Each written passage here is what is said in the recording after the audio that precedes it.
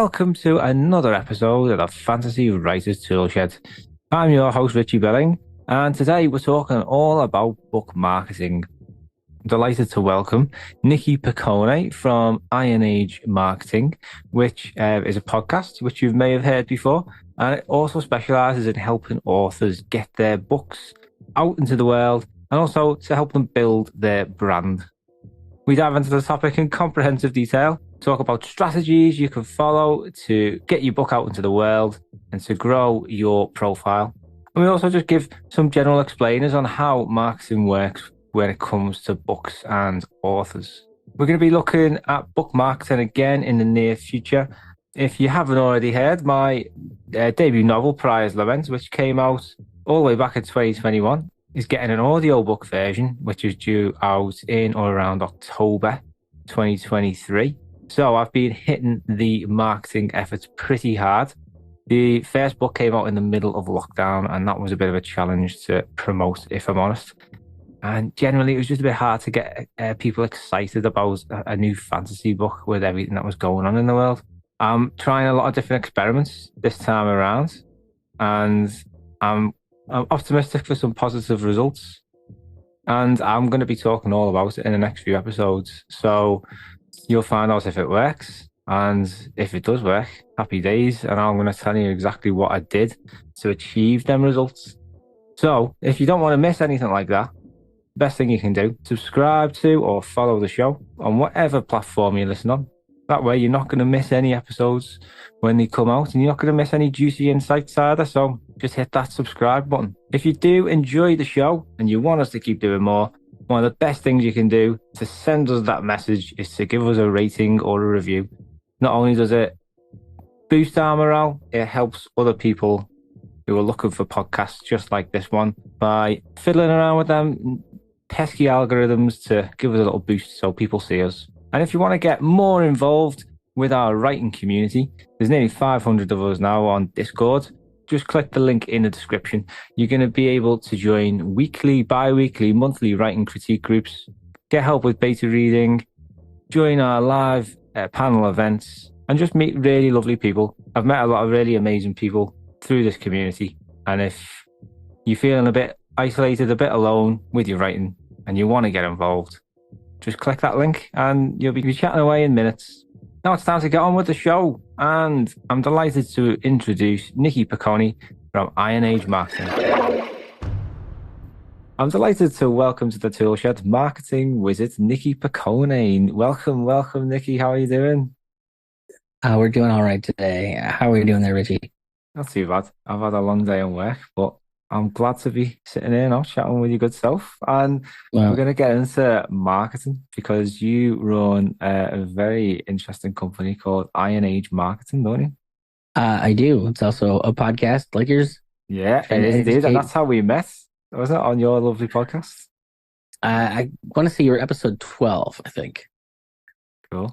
Getting in Something. there You're real early in it. I think we're up to episode 22.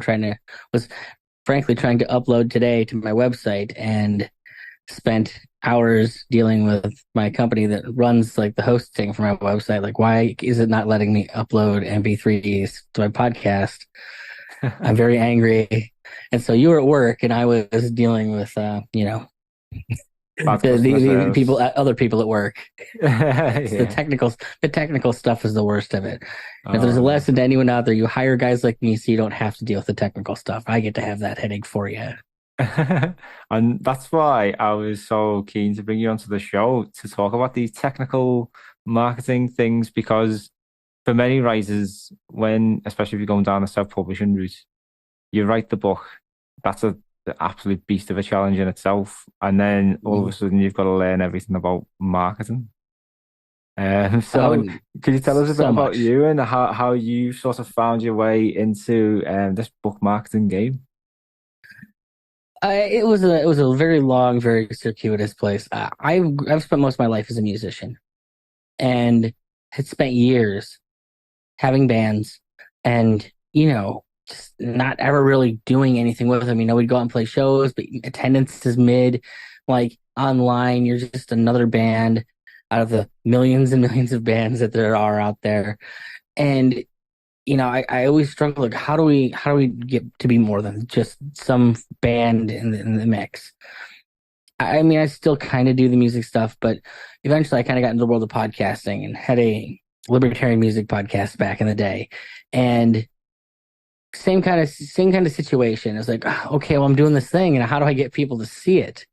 And so I started like really, really getting interested. Okay, what is marketing? What is this idea of how do you get people? And marketing was the word that kept coming up. So I started just pouring over every book on sales and marketing I possibly can. And there's a lot of technical, I guess, technical stuff that you have there, but what it really boils down to is relationship building and trying to find people to build relationships with. And we're now in the digital world where it's a mixed bag where it's great that I don't have to leave my house to go out and meet people, but it does sometimes require a little more effort as far as like skills and finding places online to go and meet people. But that's the key to when you're trying to sell yourself to anything is you need to get people to actually see you, getting eyes on you. And I'm sure you can attest, like, there's so much stuff on the internet right now. So there's no guarantee anyone will ever see you. Oh yeah, just a bit. Unless you go on Instagram and take some sexy photos with some books, which seems to be all the rage Well, nowadays. and you look at this, there's no sexy photos coming out of this place. So we Same had to get here, creative. yeah. So how did you decide, well, what made you decide to go into publishing? Well, not Well, but so that industry anyway. for me, like, so I picked up all these skills learning how to promote podcasts. And podcasts are still a big part of what I do because those are generally the best places to actually get out and do promotion work. There's so many of them. You have people that are very passionate about something. They're doing a lot of legwork for you. So if you can find good podcasts with good audiences, you can do a lot to build yourself up off of the hard work of other people, frankly. But I kind of settled into the publishing niche because not terribly long ago, this word Iron Age popped up, and it was kind of a response to you have all these big corporate entities, and they're publishing books, they're making movies, they're making television, and frankly, nobody's happy with it. Like if you're a right winger, they're not making anything that you want to see. If you're a left winger, they're watering down whatever message you're trying to put out there. So everyone's just upset for very, very tribalistic reasons. And the bottom line is when you have big companies, they're incentivized to make the most watered down thing that will kind of appeal to everyone. And when they end up doing it, it ends up appealing to no one these days. Look at Disney's sales on their movies, and they'll tell you everything you know about how effective whatever they're doing is working. And I grew up, I was a kid into Dungeons and Dragons. I've been a lifelong horror fan, and all the people that I'm seeing kind of falling into this milieu, it's like, oh my God, there's so many people out there writing really cool stuff. They're making things that like I get to fanboy out about. I've always, even when I was in music, like I would love to discover a local band that was like just making something super awesome. And, they've got zero fans, but like I'm the guy who just act like he met, Liz Fair or whoever, whatever musician of the day you wanted to be for you. And it's like, look, I'm working and trying to do more of this marketing stuff. And if there was a way to do this that I could help the people I really want to help. It's like, obviously, I'm going to go to help people that are making the stuff I want there to be more of in the world. And so, fantasy, horror, genre fiction, kind of in general. I wanted to help people that were doing that to kind of connect with bigger audiences so that they can keep making the stuff that I want them to be making. Like I'm sure you've seen it. If you don't see a lot of like return on your investment, this is a lot of time that people do when they're writing these books, then they have a tendency to burn out. Like you can't do this indefinitely. You're working a day job and you're getting literally no return. Nobody's reading your stuff. You quit pretty quickly. And you might have like the next great American novel or next great British novel, whatever it is, and no one will ever see it because, the more time I spend in this circle is how little people understand about getting their books in front of people. And part of that, I think, is due to the way the industry has kind of always worked. Like the whole thing, you find your agent, then you find your publisher, and then in some way they do what they do, and you don't have to worry about it. You just write the books. Well, that's kind of how we got to the industry where we got the industry. And the bottom line is, if you want to be successful now, it's much easier to be a success as far as the barriers to entry are a lot lower. But it's going to require a lot more elbow grease out of you to handle all of that stuff that the companies used to handle. And you're either going to pay someone who does that, or you're going to have to do it yourself.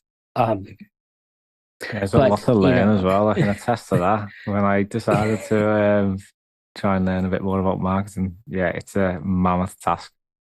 And what are the sort of ways that you help people then? So I know there's a few sort of descriptions on the Iron Age marketing website. It's always a building process. Like, so I actually pulled up just as a way to kind of talk about this. Like, one of the things I always recommend is, like, people worry about promoting their book after the book's already done. And I think that that's a big mistake. Like, I personally think at least 3 months before the book's done, preferably 6, you should be starting to build up people that are like, if you're doing the proper things in the first place, you are already doing this to an extent with your email list. But you should be specifically trying to work on promoting that book. So I put together like a package of the things that I would recommend. If you do all of these things, you're guaranteed to have a more successful book promotion, which include, putting out press releases, writing press releases. You got to do SEO research for, finding out where your book is going to position well, whether that's on Amazon or whether that's through Google searches. You're going to want to have some type of landing page built for the book. Usually it's titlebook.com. That's where everybody will send you to. You're going to have to integrate all that with your autoresponder. You're going to have an autoresponder. You're going to have a launch sequence, which is going to be pretty much the way that I do it. I think it works out to be 27 separate emails over the course of 2 weeks. Like, wrapping up to the release date and then kind of tapering down the week after. You're going to have, social media posts for every day going up until that point. You're going to have, emails outside of that 2 week expense. Like every week, probably I would send something for a 6-month promotion. You're going to want to be out doing what we're doing right now, talking on podcasts, promoting the idea of what your book's about. If you're going to have an autoresponder, you've got to actually maintain that list and make sure, like, you don't have people on it that are wasting space. Because if you have a big enough list, you're paying you're paying for blocks of numbers of people to be on there. And you don't want someone on who's just wasting space, but you could have someone who's actually going to become your next super fan.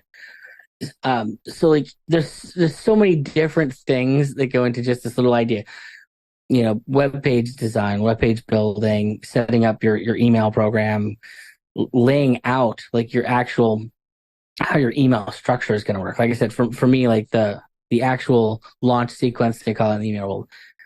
Like I think you start out the week with like 1 email, and by the actual day of release, I think you send out 4 emails that day, and then like 3 for a couple of days and taper it away. But each one of those is done in such a way that, like, you're trying to pick at different reasons that people might want to buy your book.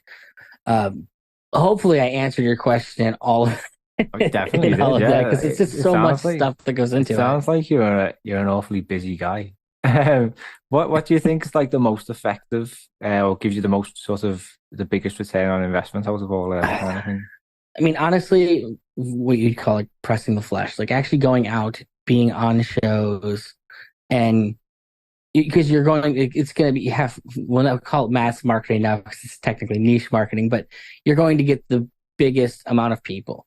Now, one thing I recommend, and this, I can't believe how many people I have to tell this to. Like, I have people that'll come on my show and they're professional writers, and they'll try and give me a link to something that's like, there's 20 words in the link. It's like, substack.com/this/ and you're like, you're setting up roadblocks to people getting to you if you're doing that. If you can't go and spend the $12 for yourname.com, I'll pay for it. I'll pay your first year of having a website that you can just say, hi, go to richiebilling.com and you can pick up whatever you want about me. Because the people are never going to remember that long URL.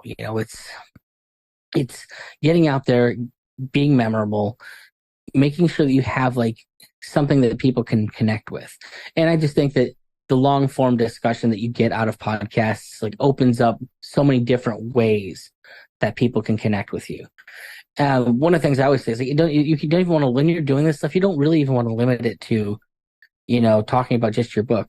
As a, for instance, like marketing was my thing, but I went on a podcast last week to talk about my garden. It was a very popular podcast, and he thought my garden was interesting, and I'm like, absolutely, I'll come and talk about my garden. Yeah, I love gardening. Well, mine's in suitcases, which makes it very unique. Really? Yeah. Tell me about it. Well, I rent, and I don't want to leave all of my expensive soil on somebody else's property when I leave. Yeah. So it's in suitcases. I just zip them up and throw them in the back of the U-Haul. You just unfold it and all your plants are there. Well, the idea being if I'm moving, I'm probably doing it out of season, but they would probably be smashed up there. Some of our plants are pretty big. But Yeah.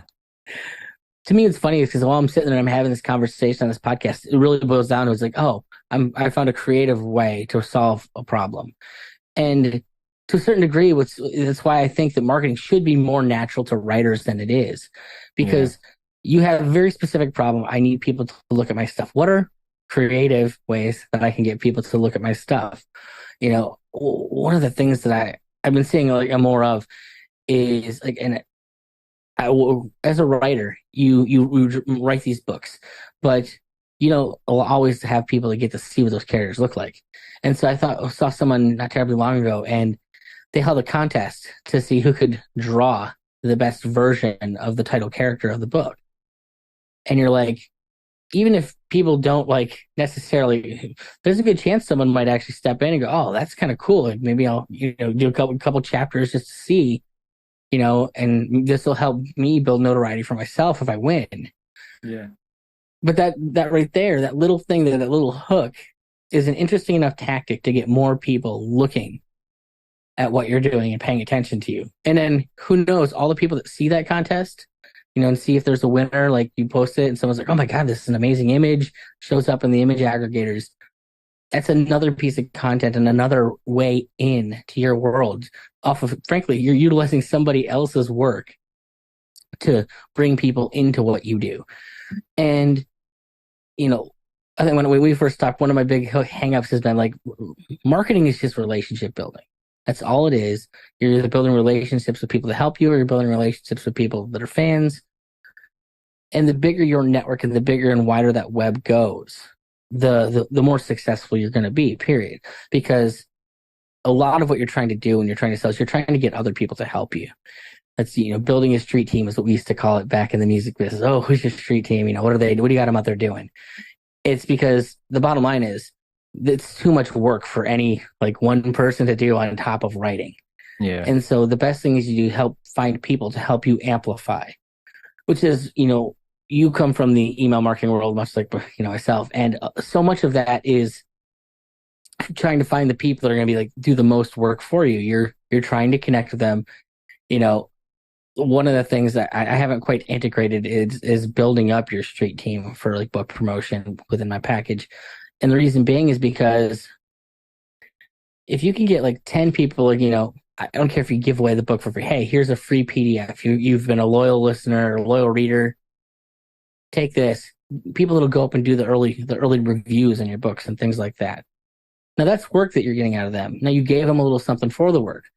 But the more people that you can kind of get to start that ball rolling, people start seeing those reviews, then that becomes, oh, so people are reading this, so it must be good. The little things begin to stack on top of each other. And that is probably the most important thing, I think, when anyone's doing this is there's like, obviously I read to you like kind of what goes into my list. There's a few other things that are just like me specific on that list, but it's a lot of little things. Not doing your list maintenance can be a problem. Like, I don't know if you've ever had like an issue where some of the people that I work with, have their email company or their autoresponder company, we don't want to work with you anymore, or something came out. Well, now you just lost your list overnight. And if you haven't been backing it up and maintaining that on your own way, overnight you could have lost thousands of people that you had a connection with and you no longer have because something completely out of your control, frankly. Yeah. Do you have any good platforms that you recommend for email lists? I mean, for me, my favorite that I've worked with is Aweber. They're all kind of the same. if you got money and you are afraid of being canceled, there's a really good one that Ben Settle has like created specifically because he's the kind of guy that would get canceled. um, Berserker Mail, I think is what his is called. But What's you the know, in sort of general, perks to that one? what's that? What are the perks to using that one? Well, that one I've never used just because his payment, like it's a pretty hefty buy-in to use his email, and I've never had anybody that warranted, frankly, using it. Yeah. But outside of that, like I think my least favorite is Mailchimp. Um, Mailchimp, I think used to be the go-to one. I think that they've just kind of made it so it's kind of not user friendly, certainly for Yeah. beginners. It's very commercialized as well. Yeah, I used Send in Blue for a while, but theirs was probably the most complicated I've ever used in my life. Yeah. So I stopped using that. Aweber has been like the best bang for a buck and ease of use. Like, and then because there's a lot of them, they're so feature rich, but like if you don't know specifically the task you're trying to accomplish, making it do what you want it to do exactly can just be a pain in the butt. And you gotta like sometimes they break it up in weird ways as to where you find the particular task you're looking for. It's Yeah. like, okay, I just want to send a one-off email. Where do I go to send the one-off email, but have it come through the autoresponder? Why is this a campaign? It's just an email. Like there's not more emails to come with this one. It's just a single. Okay, whatever. Yeah, Yeah. call it what you will, I guess. I know they're all a little bit different and they've all got the sort of confusing little traits. Like, I mean, I use MailChimp just because that's what I started off with. Yeah. And I've got loads of automated emails set up and I don't really want to have to start them again. Oh no, I know, and that's how a lot of them keep you. Is that Yeah. I think the most Fuck yeah. user-friendly one I ever used was Drip, but it was not the cheapest either. Like it was not as expensive as Berserker Mail, but Yeah. not like what you're getting with Aweber. I think like the cheapest you could get on was like $50 a month. So, but it was much easier than anything else I've ever used. So I if know. you got the money and your time is at a premium, that's probably one I'd recommend. Yeah. I think when you start looking at these kind of costs, they do keep growing as well. So it is important when you're thinking about the marketing that you do get that return on investment. Mm-hmm. And looking at the statistics, like I'm not really satisfied with the analytics on MailChimp. It's very basic, and you have that stupid Mm-hmm. star rating, which just doesn't really Mean give you anything. any accuracy at all. Um, and that is a big important thing. So you need to, with email marketing, you need to constantly be looking at how at your open rate and your click rate. Mm-hmm. Essentially, your click rate is probably the most important, but open rate, and that comes all from your subject line, preview line, Well, and then that's the emails have to be set up right then once people open them so that they click. and that's where you get into like the technical part of like you Yeah. can do all of this stuff yourself. There's nothing that I do that anybody else couldn't do if they want to do. Now, there's certain interpretive things like you're mentioning, your click-through rate is probably more important than your open rate, but your open rate is important. Like if you have a really low open rate, your click-through rate is going to be nothing because it means nobody opened the email in the first place. And if nobody opens it, we know that, oh, we have a bad subject line. Something that we're doing isn't connecting with the audience just in the headings that we're using. If you got a good open rate but not a good click-through rate, you know that what you're offering or what you're giving them in the email doesn't match with what they're doing. But that's the more technical side of like interpreting the information that you're getting from your people reading your emails. Oh, definitely. Yeah. Have you got any tips for writing good subject lines and preview lines? I mean, you could go. I mean, there's all the standard clickbait kind of stuff that's out there. I remember I wrote an email for a nonprofit, and I got it turned down by the guy. I managed to get him to run. I'm like, come on, please, just try me on this. I guarantee you're gonna get over. But I can't remember the email was something about like it was about birds and saving birds, and I wrote it the most inflammatory heading about like industrialists during the the Gilded Era was guaranteed to inflame the people that would want to help ducks. And now, granted, they both kind of played in this. This guy who I wrote about this story was helping ducks during that era, and he was a big industrialist. It was like kind of like the one thing good that he did. But got the best click-throughs they'd ever had on an article for him. So it's kind of hard to argue. The big thing Yeah. is you need to, like, if anyone is out there, you understand that you're going into an inbox, and much like the internet, like, and I guess this is pretty broad to just being noticed and like across the board, is that you need to do something that's going to make you noticeable amidst all of the other stuff. Like if you want people to notice you on their Facebook timeline, you're going to have something that's going to be able to draw their attention from the 30 other things that they're trying to scroll past. If you want them to see your email in your inbox or in their inbox, you're going to have to make sure that your headline is something that immediately grabs attention. Because they may not stop at it otherwise. Now you're not going to win every one of them. You and me were talking on my episode. And you got actually a really fantastic open rate for your emails, but that's taken, I'm sure, a lot of work at learning who your audience is, what they expect, what they want to see, and the ways to do it. And that's the thing, is that that's tough. A tough answer to give is that you have to know your audience. Yeah. You can do whatever work and effort it takes to do that. Like that's why part of market and SEO research is part of part of a package. It's like, I don't know you, I don't know your book, so I'm going to have to go in and actually start learning about the people that do buy your books. I'm going to have to ask a ton of questions, so that like when I do write a headline for an email, it's going to actually get opened as opposed to look past. And the only way to do that is to really know your audience. Yeah, definitely. You got to find them as well, which is always a bit of a challenging Yes. thing. And that is, that's also, since we're talking about email marketing, have you got any tips for building an email list? Well, my first thing is actually send people to your email list. Like if it's going to be a core part of what you want to do, like my website is set up, unless I screwed something up right now, because I tweak everything constantly. Every page should send you to the email list, because getting you on the email list is probably one of the most important things I can do for me. That's like the way to connect with people. And that starts with, when I go on a podcast, I'm going to say, go to ironagemarketing.com. This is one of the things I've had to have a lot of conversations with people, is like explaining what a funnel is. Yeah. And a funnel is really just, it's the path. It's how do you get somebody to perform a specific function. Ultimately, as a writer, you want them to buy your book. But what are the steps it takes to get them through the KLT, know, like, trust phase? Like, how do you get them to know you? How do you get them to like you? How do you get them to trust enough to give you money? And that's a multi-tiered process. I go out on a podcast and I talk, and I will, introduce myself to people. I try to be very, very personal and personable, and try and make sure that I'm putting out the real me out there, because the last thing I want is to have someone come on and ask my work and like, yeah, we just don't connect, bro. Sorry. Like, something about you. I don't want to have that. Like, you see me. Well, and one of the reasons, I mean, this all goes back to why corporations suck, is because they've been lying to people for so long about what they do, what their real goals are.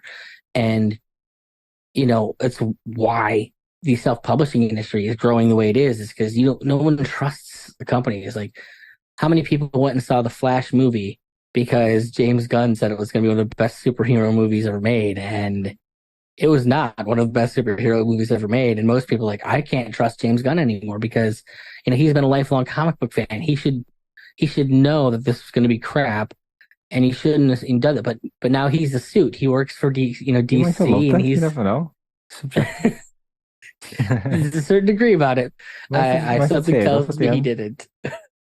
But the idea being, and that's one guy at the company. When you have these major corporations, like they're I mean, I can't speak, I guess, for over across the pond, but over here, I think like the surveys have like corporate trust at like 30%. Like nobody trusts businesses at all. I don't trust anyone. So the idea of like making it so that you're connecting with people and they trust you, I think is certainly going to be more important moving forward than it has in the past. Definitely, because the branding of if I see you, I can come and like I have a problem with you as opposed to some nameless faceless corporation. How do you react to that? Whereas, oh, you sold me a false bill of goods on this, and I can see your face, and I know your name, and I can get response from you. And it holds us to account as creators, as people working out in the public spheres that people do know me. They've seen me. They know how I'm going to do things. And if I make a promise, they know how to find me. And I don't want to have to, if nothing else, I don't want to have to deal with the hassle of having upset people.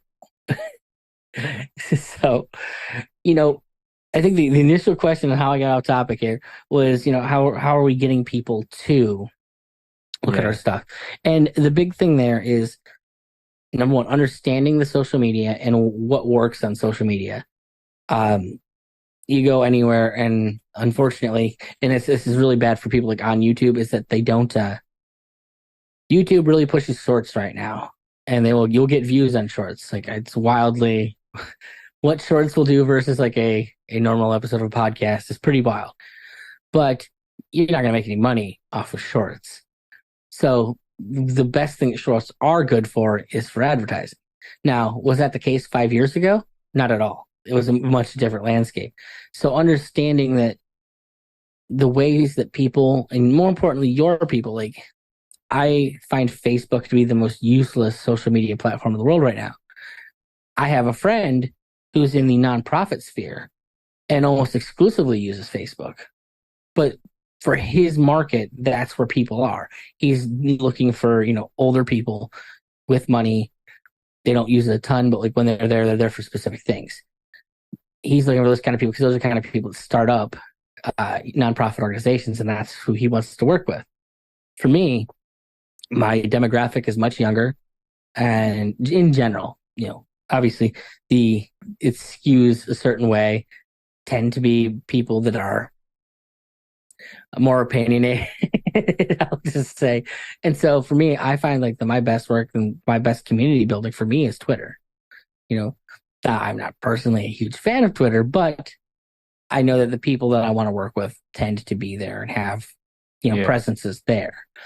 So the big thing is going back to understanding who your audience is and who you're trying to connect with, and then find out the places that those people would be.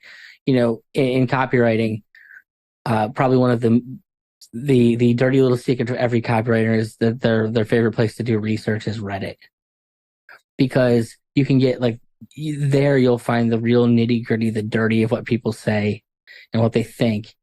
And there's a word that we use in copywriting called you're trying to enter the conversation people are already having in their heads. A lot of that is, how do I appeal to you? Like, I'm selling you a book, or it's funny. So even in sales here, I'm selling you a sales product, and knowing that you're the kind of person that watches Game of Thrones, like I can make an offhanded reference. Oh, will you do this? And it's like Cersei doing this in the show or something like that. But now I've just made an appeal to you as a person. No, most people don't think of it this way, but we now have something in common that we can connect off of, because you know that I know something about Game of Thrones. So now we have already started building trust between us. And this is that deep research and knowing your audience. Now, once you know your audience, you start learning where do I find those people? Where else do they go? And how do I reach them once they're there?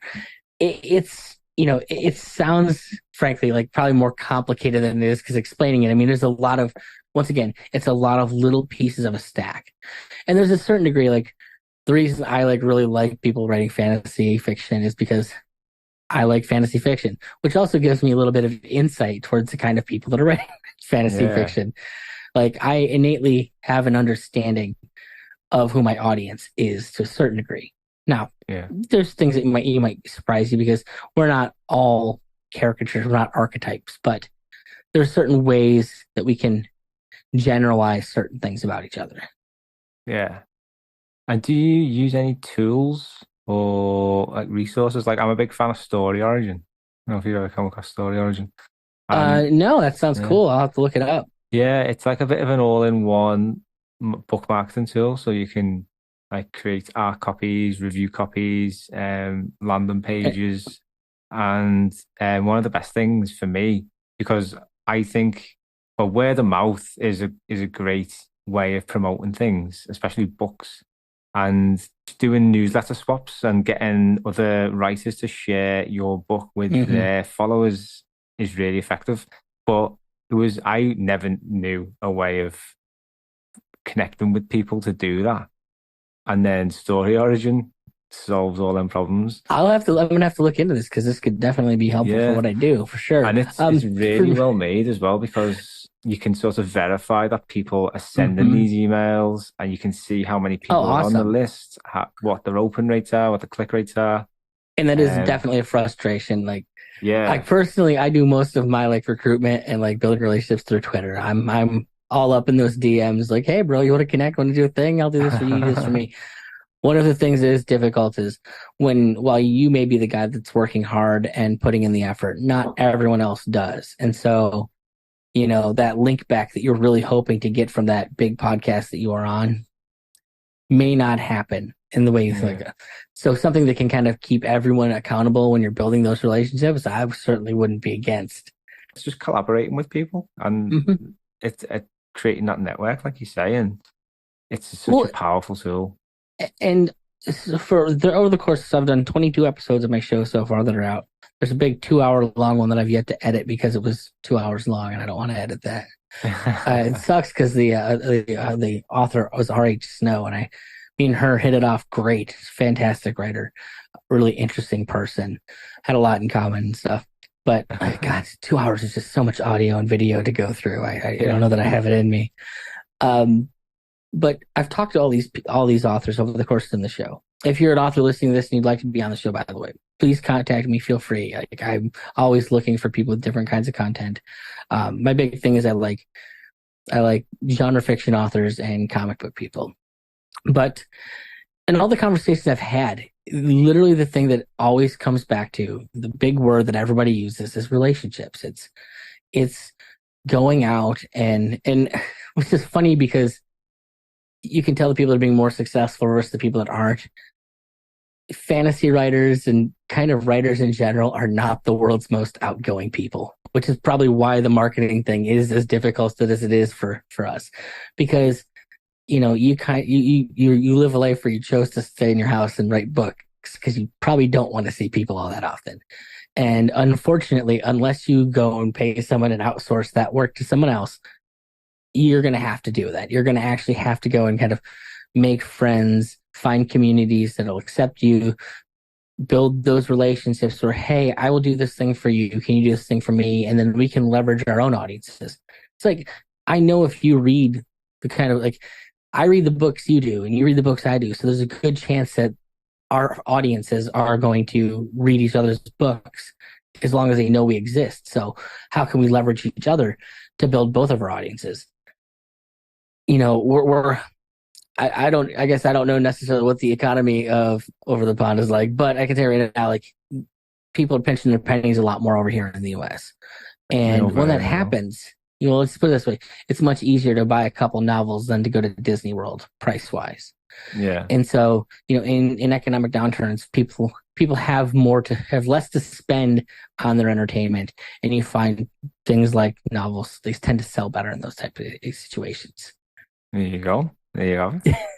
Never thought about it like that. But yeah, it makes complete sense. I got $500 to go on vacation, but I can get lost in a book. Yeah, exactly. Yeah. All vacation in your mind. So, Nikki, we're nearing the end of this episode. And one question I wanted to finish on was what advice would you give to anyone thinking about putting a book marketing strategy together?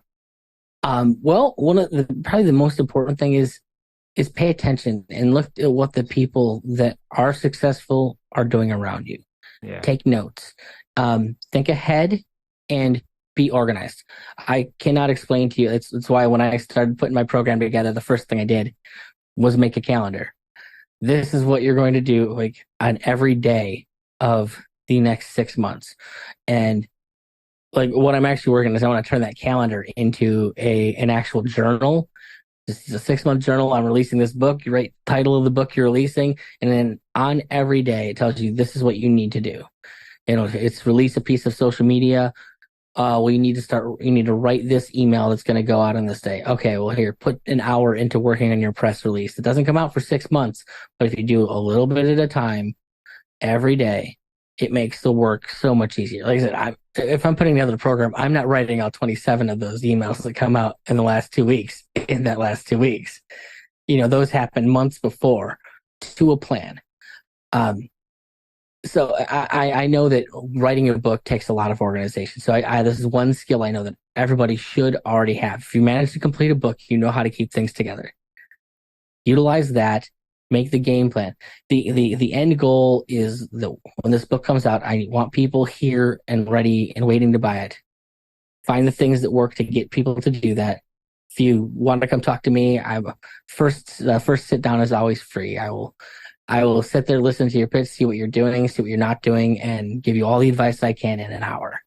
And you can take that and we can be friends, do whatever you want with it. I'll never ask for another penny from you. But if you do have more stuff, organization isn't your key, you have too many questions that can't be answered in an hour, there's people like me out there willing to help you and help you keep things organized, to keep things together. Because I'm sure that the steam, especially if I'm recommending doing this all concurrently with writing a book, man, you're gonna be pretty burned out by the end of it. Oh, no, no, yeah, I've had that feeling plenty times. So, I mean, Nicky, you have a couple really good options for helping people out in this stuff too, don't you? yeah, just the writing community is the main ones. We can get like critique groups and stuff like that to help with editing. We don't really do an awful lot of marketing stuff. That's why I've been really keen to discuss it more on the podcast. Well, and one thing I can say is that because the entire system is currently decentralizing from where it was, the first people to leave the system were the writers. And now you're finding more people like me that I mean, it'd be cool to write a book. I don't know that I have the desire to necessarily be the writer, but I really, really like reading this stuff and I want to help people do that. So you're finding more of the ancillary people getting into the mix to help out the decentralized ecosystem. I have a 6-month program prior to this, and maybe you want to write all your own emails. There's sort of an a la carte way to approach this. Maybe you just don't want to deal with social media. I have a podcaster that I work with who just hates being on social media, and so part of my work is to just go and post all his crap on social media. So this, you can kind of decide how much you want to participate to a certain degree in the marketing. Yeah. Some people you may find I initially was not interested in this. I wanted to play music, But what's interesting is the longer I spent time into the marketing, the more you get into the psychology of people and why they do the things they do. At this point, I'm probably almost more interested in the marketing than the music side of things. It's there's just so much meat into why people do the things they do that I love this and enjoy doing it to a degree. Nice. Well, Nicky, it's been fantastic chatting with you. Thank you so much. Where's the best place to find out more about you and Iron Age Media? IronAgeMarketing.com. There is another guy out there called Iron Age Media. We've done a few podcasts together, actually. His name's Richard. He does Anvil Magazine. So if cool. you want to have someone publish your stuff, he is absolutely the guy to contact on that. First quarterly issue of the magazine, I think, is being shipped right now, and they've just closed submissions for the second one. But it's a new thing in the market, new thing in the scene. So if you're a fantasy writer, I'd recommend checking out ironage.media as well. But for me, I'm ironagemarketing.com. Nice. And don't forget to check out Nicky's podcast as well, of the same name. Well, thanks very much again, Nicky, and thank you everyone at home for listening. A big thank you, Nicky. That was such a fantastic chat. I really do hope you enjoyed that. Marketing is a tricky bastard, to be honest, because not many people want to do it after they've just finished writing a book. I know a few years ago, before I really even got into marketing, and I realized that I needed to start learning about websites and mailing lists and things like that, I just felt really overwhelmed, quite deflated, a bit disillusioned. And that's the purpose of doing these things. It's to basically to remove the shroud over this sometimes quite baffling side of the writing world, which you never really prepare yourself for going into it. And just to give you some clear pointers on the best practices, things you can do to get results. And like I said, we're going to be covering a lot more of that in the next few weeks and months. So be sure to subscribe or follow the show so you don't miss any new episodes when they come out. We do have some great ones lined up. A nice varied bunch. We're going to be diving back into fantasy as well as focusing on book marketing too. So stick around. And you can also join our writing community. If you want to get involved a little bit more, you can join critique groups. You can get beta reading support on your stories. Just discuss your ideas and find a bit of motivation and inspiration to get that writing done. If you've enjoyed today's episode, thank you very much for listening. I appreciate it. I'm very glad that you enjoyed today's episode. And one way you can help us out is by sharing it on social media or tell anyone who you think may be interested. That goes an awful long way because we don't have any marketing budgets. We rely purely on the goodwill, generosity of our lovely listeners like yourself. So if you do share today's episode, that is very much appreciated. A quick rating on the Spotify mobile app or a review on the likes of iTunes also helps us out massively. So thank you very much indeed if you have left a review already. And that is about all for today. Thank you again for listening. We'll be back on the 28th of September with a brand new episode. And until then, keep on scribbling.